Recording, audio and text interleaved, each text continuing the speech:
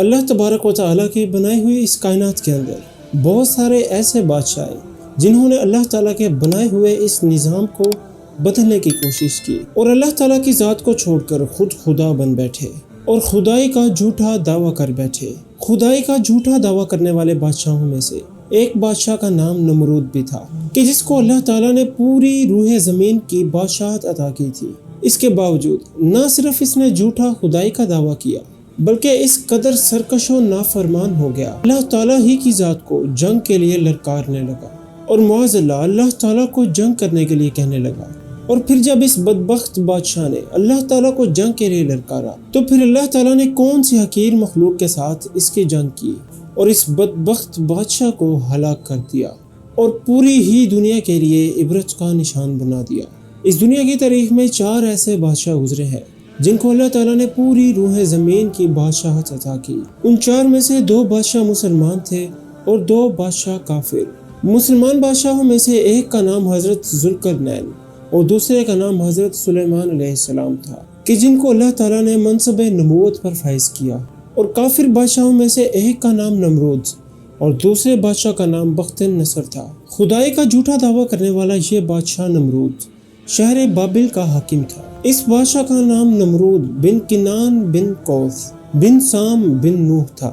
روایات میں آتا ہے کہ اللہ تعالیٰ نے نمرود کو پوری روح زمین کی حکومت عطا فرمائی اور اس بادشاہ نے پوری روح زمین پر 400 سال یہ ایک جابر ظالم بادشاہ تھا اور اس کے دور کے اندر بت پرستی عام تھی۔ لوگ اللہ تعالیٰ کی وحدانیت کو چھوڑ کر بتوں کی پوجا کیا کرتے تھے۔ نمرود کو اپنا خدا مانتے اور اسی کی عبادت کیا کرتے تھے۔ اس نمرودی دور کے اندر بت پرستی اتنی عام تھی کہ نمرودیوں نے خداؤں کے طور پر بہت سارے بت بنائے ہوئے تھے جن کی وہ لوگ پوجا کیا کرتے تھے۔ اس کے ساتھ ساتھ نمرود خود بھی خدا کہلواتا اور لوگوں کو اپنی پوجا کرنے کا حکم دیتا تھا۔ اس قوم کی ہدایت کے لیے اللہ تعالیٰ نے اپنے پیارے پیغمبر حضرت ابراہیم علیہ السلام کو ان پر مبعوث فرمایا۔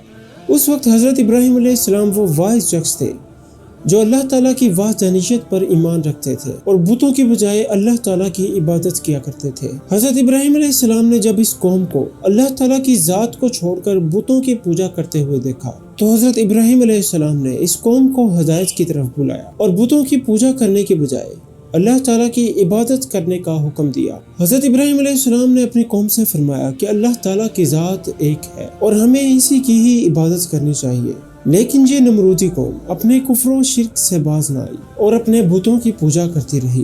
ایک دن حضرت ابراہیم علیہ السلام نے اس قوم کے جھوٹے خداؤں کو اس قوم کے سامنے جھوٹا ثابت کرنے کا ارادہ کیا اور حضرت ابراہیم علیہ السلام اس جگہ تشریف لے گئے جہاں پر ان کے تمام تر بت موجود تھے کہ جن کی وہ پوجا کیا کرتے تھے۔ حضرت ابراہیم علیہ السلام جب اس بت خانے میں پہنچے تو وہاں پر ان کے تمام بڑے بڑے بت پڑے ہوئے تھے۔ حضرت ابراہیم علیہ السلام نے ان کے تمام تر بتوں کو توڑ دیا اور تمام تر بتوں کو توڑنے کا الزام ایک بڑے بت پر لگا دیا۔ اس کے بعد جب تمام نمرودی اپنے بت خانے میں واپس آئے تو انہوں نے اپنے تمام تر بتوں کو ٹوٹے ہوئے دیکھا۔ نمرودی قوم اس بات کو اچھی طرح جانتی تھی کہ ہمارے اندر صرف ایک واحد شخص حضرت ابراہیم علیہ السلام ہی ہے جو بتوں کے خلاف باتیں کرتے ہیں اور بتوں کی بجائے اللہ تعالیٰ کی عبادت کرنے کا حکم دیتے ہیں۔ انہوں نے حضرت ابراہیم علیہ السلام سے بدلہ لینے کے لیے حضرت ابراہیم علیہ السلام کو قتل کرنے کا ارادہ کیا۔ چنانچہ تمام نمرودی نمرود کے دربار میں داخل ہوئے اور اسے اس تمام تر واقعے سے آگاہ کیا اور نمرود سے حضرت ابراہیم علیہ السلام کو سزا دینے کو کہا۔ اس طرح جب نمرود نے یہ تمام تر واقعہ سنا تو وہ آگ بگولا ہو گیا اور نمرود نے ایک مقام پر آگ جلانے کا حکم دیا۔ نمرود نے یہ حکم دیا کہ ایک وسیع میدان کے اندر آگ جلائی جائے اور اس کے اندر ابراہیم علیہ السلام کو ڈال دیا جائے۔ چنانچہ نمرود کے حکم کے مطابق ایسا ہی کیا گیا۔ دور دراز کے علاقوں سے بہت ساری لکڑیوں کو اکٹھا کیا گیا اور پھر ان تمام تر لکڑیوں کے اندر آگ جلا دی گئی۔ حضرت ابراہیم علیہ السلام کو سزا دینے کے لیے جو آگ جلائی گئی وہ آگ اتنی زیادہ تھی کہ اس کے شعلے آسمانوں کو چھوتے تھے۔